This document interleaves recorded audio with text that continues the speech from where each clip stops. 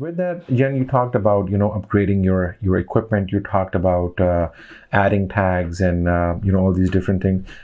Can you maybe tell us your top three applications or softwares that you use that helps you to grow your YouTube channel? The biggest thing that I use is like for making my thumbnails. I love to use Canva. I don't always use Canva. Sometimes I use Illustrator. It's always just a mix of things. So for thumbnails, I'll probably use that.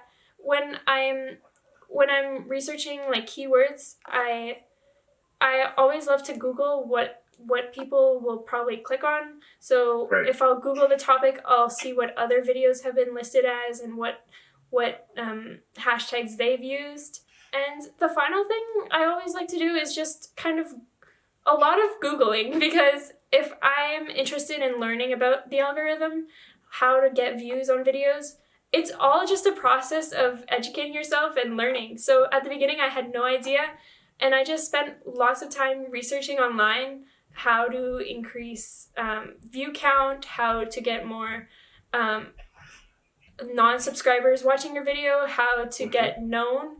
These are all things that you actually have to research and learn about.